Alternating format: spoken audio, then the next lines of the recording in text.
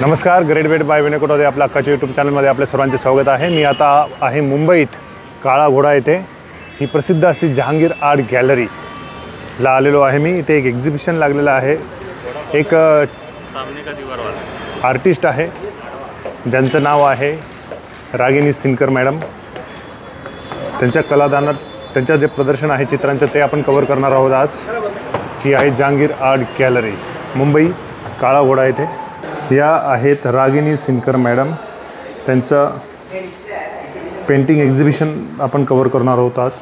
त्यांनी आतापर्यंत केलेले जे काम आहे ते विविध मीडियाने कव्हर देखील केलेलं आहे, ते इथे त्यांनी डिस्प्ले केलेलं आहे। ही त्यांची पेंटिंग्स, याला म्हणतात ॲक्रेलिक ऑन कॅनव्हास पेंटिंग। हे पाहू शकतो त्यांची आतापर्यंत ज्या कलाकृती केलेल्या आहेत त्या। खूप सुंदर असं काम आहे। त्यांच्यासोबत आपण चर्चा देखील करणार आहोत आणि त्यांचं कसं करिअर चालू केलं, त्यांनी काय काय स्ट्रगल केला आणि कसं आतापर्यंत त्यांचा अचिव्हमेंट आहे इथपर्यंतला प्रवास जो आहे तो आपण त्यांच्याचकडून जाणून घेणार आहोत। आणि मला जे आवडलं आहे ते सर्वात जास्त हे। नमस्कार, great wait by Vinay Kothawade आपल्या हक्काच्या यूट्यूब चॅनलमध्ये आपल्या सर्वांचे स्वागत आहे। या प्लॅटफॉर्मवर आपण वेगवेगळे जे आर्टिस्ट असतात, जे ग्रेट वर्क करतात, त्यांच्या आपण इंटरव्ह्यू घेत असतो आणि ते त्यांचं जे कार्य आहे ते जगासमोर आणण्याचा प्रयत्न करत असतो। अशाच एका आर्टिस्टला आज आपण भेटणार आहोत। मी आता आलेलो आहे जहांगीर आर्ट्स गॅलरी, जी आहे मुंबईला हार्ट ऑफ द सिटी म्हटलं जातं, काळा घोडा येथे। आणि माझ्यासोबत आहेत Ragini madam, Ragini Sinkar. So madam नमस्कार। नमस्कार। ही जी मागे तुमची जी कलाकृती आहे, आम्हाला त्याच्याबद्दल जाणून घ्यायला आवडेल। ह्याला एक्झॅक्टली कोणता प्रकार म्हणतात? तर ही जी मागे माझी चित्र आहेत, ही ॲब्स्ट्रॅक्ट पेंटिंग आहेत। या पर्टिक्युलर प्रदर्शनाबद्दल मी असं सांगेन की ह्या प्रदर्शनाचा विषय आहे रंगांच्या विविध छटा आणि त्यांचं अमूर्त स्वरूप। ओके।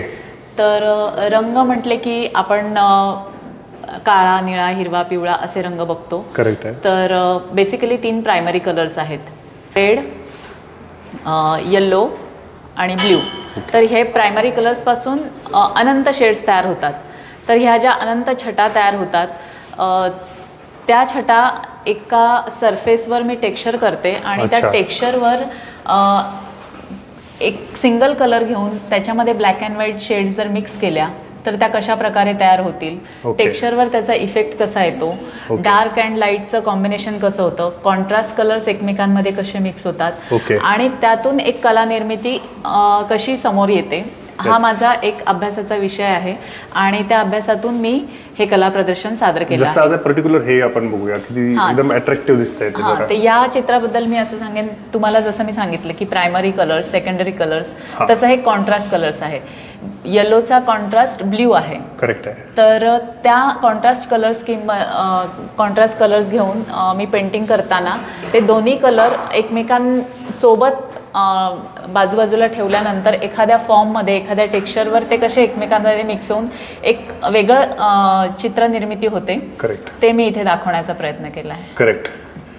हे पण सेम तसंच दिसतंय आणि इथे थोडंसं मला याचा फील येतोय निसर्गातल्या डोंगर दऱ्यांचा। करेक्ट। इथे दिसू शकतं आपल्याला। एकदा चित्र निर्मिती सुरू झाली की मग ते फॉर्म आपोआप साकारले जातात। प्रत्येकाची नजर आहे ऍक्च्युअली, प्रत्येकाच्या डोळ्यातून आपल्याला काय दिसतं ते आपण शोधायचं। फक्त तुम्हाला तुमचा चष्मा कोणता घातलाय त्याच्यावर डिपेंड आहे तुम्ही काय।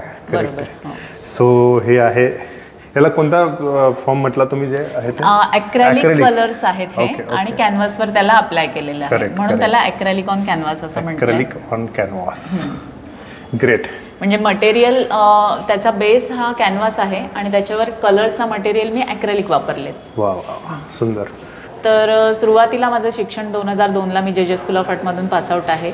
त्याच्यानंतर 2005, 10, 2-3 वर्षाच्या गॅपने माझे एक्झिबिशन झालेले आहेत। हे माझं 5वं एक्झिबिशन जहांगीरमध्ये आहे। नेहरू सेंटरमध्ये माझी 2 एक्झिबिशन झालेली आहेत। आणि मग प्रत्येक एक्झिबिशनसाठी एखादा विषय किंवा एखादी थीम घेऊन आम्ही काम करतो। करेक्ट। तर पूर्वीचे जे झाले त्याच्यात मी लँडस्केप या विषयावर काम केलेलं आहे। लँडस्केप म्हणजे निसर्गचित्र। ओके। तर उदाहरणार्थ कोकणात आपण गेलो तर तिथला निसर्ग सुंदर आहे, नाशिकचे वाडे आहेत, मुंबईच्या हेरिटेज आहे, असं प्रत्येक ठिकाणचं काहीतरी स्पेशालिटी असते, त्या विषयावर मी काम करते आणि तो एकच विषय मग प्रत्येक एक्झिबिशनला घेते आणि चित्र पूर्ण त्या विषयावर तयार करून मग ते प्रदर्शित करते. ग्रेट. आणि मी जस्ट बघत होतो तुमचं जे काम तुमच्या वेबसाईटवर, तुम्ही मामलेदार आहेत सटाणाचे, त्याच्यावर पण बरंच काम केलेलं आहे. त्याबद्दल काय सांग? देव मामलेदार यशवंत महाराज यांच्या चरित्रावर मी चित्रमालिका तयार केली आहे.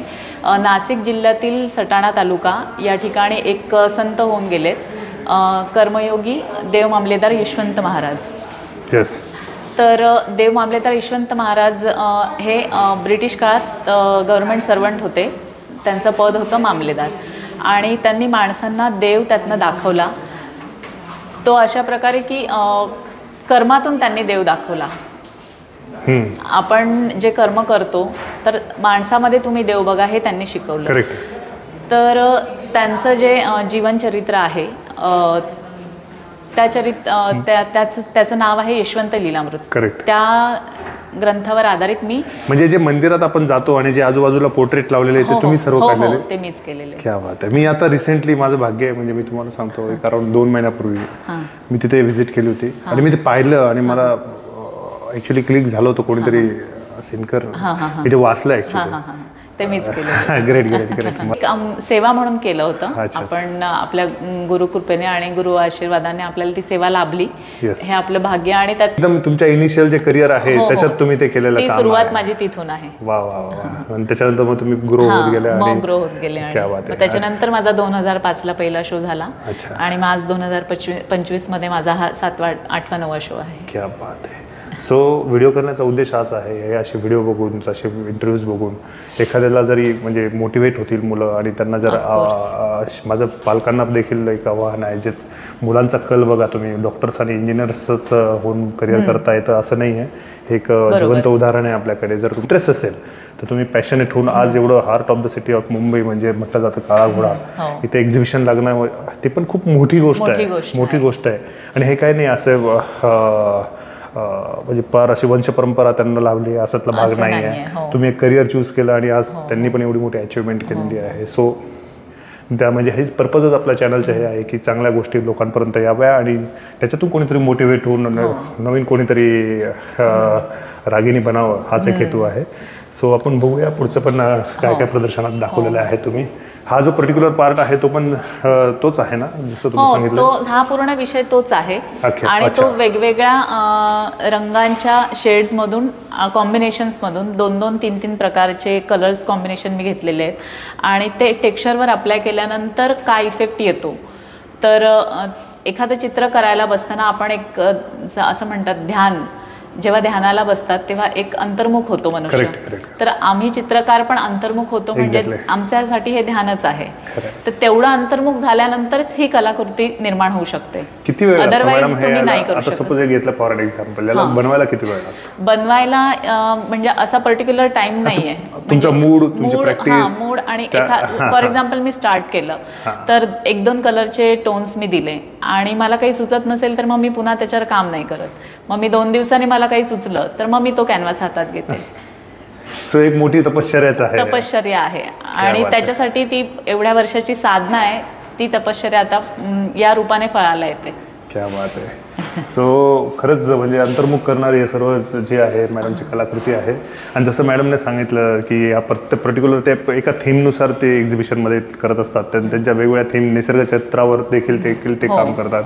सो मी पोर्ट्रेट्सही बनवते, म्युरल वर्क करते आणि फ्रीलान्स वर्क माझं चालू असतं. अच्छा, फ्रीलान्स आर्टिस्ट म्हणून मी बाहेर काम करते. हे माझं पर्सनल आहे सगळं काम. आणि फ्रीलान्समध्ये मग रिक्वायर्ड कसं असेल, समोरच्या क्लायंटची रिक्वायरमेंट काय आहे, थीम वाईज आर्किटेक्ट थ्रू माझे ते काम. आजकाल बरेच आर्किटेक्ट्स असतात किंवा बंगलोज असतात, त्यांना रिक्वायरमेंट असते की आता आपल्याला काहीतरी जिवंत असं आपलं काहीतरी हॉलमध्ये लावायचं आहे, बेडरूम मध्ये लावायचं आहे. त्या पद्धतीने ही सगळी कामं माझी नाशिक, पुणे, मुंबई या ठिकाणी ऑलरेडी चालू असतात. क्या बात आहे. अशी तर बरीच कामं आहेत, पण मग त्यातलं सांगायचं म्हणजे कलाकारासाठी प्रत्येक कलाकृती ही एक म्हणजे स्वतःच एक जिवंतपणा त्यात असतो, त्यामुळे ती आवडतच असते. जसं आईला प्रत्येक मूल सारखं असतं त्याप्रमाणे पण आतापर्यंत एक्झिबिशन्समधून माझी पेंटिंग्स बरीच सेल झालेले वर्ल्डमधून इथे येतात बायर्स घ्यायला. क्या बात आहे. आणि जपान, इंग्लंड, अमेरिका, युरोप या सगळ्या ठिकाणी चित्र पोचलेली आहेत. आणि नाशिकमध्ये मी फ्रीलान्स वर्क करते. तर पहिलं काम माझं जे झालं होतं नाशिकला, एक नाहर म्हणून आहेत त्यांच्या बंगल्यात झालं होतं. तिथून माझी सुरुवात झाली. त्याच्यानंतर मग ESDS सॉफ्टवेअर सोल्युशनमध्ये काम झालेलं आहे. एक्सप्रेस इन हॉटेलमध्ये माझे पेंटिंग्स आहेत. आणि महाराष्ट्र पोलीस अकॅडमी आहे, तिथे माझे पेंटिंग्स आहेत. खूप छान. त्याच्यानंतर असं बरंच आहे, भरपूर. सो जर कोणाला पर्टिक्युलरली आता सपोज हे चित्र मला आवडलं आणि मला ते घ्यायचंय, सो मी घेऊ शकतो ते? हो, हे सेलिंगसाठीच आहे. अच्छा, सर्व सेलिंगसाठी. सर्व सेलिंगसाठी. आणि त्याच्या कॉस्ट या आता ह्या पेंटिंग्सचे 30,000 पासून तर 3 lakhs पर्यंत आहेत. अच्छा, 30,000 पासून 3 lakhs पर्यंत आहे. वा वा वा, सुंदर. आणि जर तुम्हाला कॉन्टॅक्ट करायचा असेल किंवा तुम्हाला जर भेटायचं असेल किंवा तुमचे चित्र जर कोणाला इंटरेस्टेड असेल तर आपण डिस्क्रिप्शनमध्ये नंबर टाकूया तुमचा, जेणेकरून कोणाला कॉन्टॅक्ट करायचं असेल तर ते कॉन्टॅक्ट करू शकतात. आणि मॅडम, तुम्ही मला जे आता जसं मी सांगितलं आपल्या व्हिडिओ बनवण्याचा हेतू काय, चॅनलचा हेतू काय, जे काही पालकांना तुम्ही काय सांगाल आणि जे विद्यार्थी आहे, होतकरू आहे, ज्यांना या क्षेत्रात पुढे जायचं आहे, त्यासाठी तुम्ही काय सांगाल? मुलांचं म्हणजे शिक्षण घेत असताना मुलांना कुठल्याही कलेची जर आवड असेल तर ती तुम्ही नक्की जोपासा. त्यांना त्याच्यात योग्य त्या माणसांकडून योग्य ते मार्गदर्शन तुम्ही मिळवून द्या आणि त्यांना त्या दिशेने प्रोत्साहित करा, योग्य मार्गदर्शन. कारण की आताचं जग हे सगळ्यांसाठी ओपन आहे बिकॉज ऑफ सोशल मीडिया. तर सोशल मीडिया थ्रू खूप काही गोष्टी मिळतात, पण त्या कशा घ्यायच्या ते आपल्यावर आहे. तुम्ही त्याच्यात म्हणजे वाहत न जाता आपल्यासाठी जे उपयोगी आहे ते घ्या आणि मुलांना योग्य मार्गदर्शन. कला, बऱ्याच प्रकारच्या कला आहेत, नॉट ओन्ली फक्त चित्रकला, आणि बाकी दुसरे पण फील्ड्स आहेत. जे आवडतं मुलांना त्या करू द्या आणि योग्य मार्गदर्शन करून त्या दिशेने त्यांना पुढे प्रोत्साहित करा. खरं आहे. थँक्यू मॅडम, तुम्ही खूपच चांगला सल्ला दिलेला आहे. आणि तुमच्यापर्यंत कसं पोहोचायचं, तुम्हीच कॉन्टॅक्ट डिटेल्स द्या तुमचे, आणि काही तुमची वेबसाईट असेल किंवा इंस्टाग्राम हँडल असेल त्याबद्दल माहिती द्या. माझं नाव रागिणी सिनकर. माझा फोन नंबर आहे 9922620155 आणि वेबसाईट आहे www.raginitheartist.com. सो ज्यांना कोणाला इंटरेस्ट असेल मॅडमकडून म्हणजे त्यांचे पोर्ट्रेट किंवा त्यांची कलाकृती परचेस करण्याचा, तर तुम्ही त्या कॉन्टॅक्ट करू शकतात. आणि डिस्क्रिप्शनमध्ये देखील मी हे सर्व डिटेल मेन्शन करणारच आहे. मॅडम, तुम्ही वेळ दिला त्याबद्दल तुमच्या मनापासून धन्यवाद. आणि आपण एक चांगल्या नोटने हा व्हिडिओ एंड करणार आहोत. जसं मॅडमने सांगितलं, प्रत्येक गोष्टीमध्ये किंवा प्रत्येक प्रोफेशनमध्ये आपल्याला एक ॲज अ करिअर करू शकतो आपण. फक्त तुम्हाला इंटरेस्ट हवा आणि मनापासून ते तुम्ही काम करायला हवं. इथेच थांबतो. व्हिडिओ आवडला असेल तर व्हिडिओला लाईक करा, जास्त जास्त शेअर करा, चॅनलला सबस्क्राईब करायला विसरू नका, बेल आयकॉन जरूर प्रेस करा, जेणेकरून मी जे नवीन नवीन व्हिडिओ टाकत असतो त्याचे तुम्हाला नोटिफिकेशन मिळतील. धन्यवाद. धन्यवाद. धन्यवाद.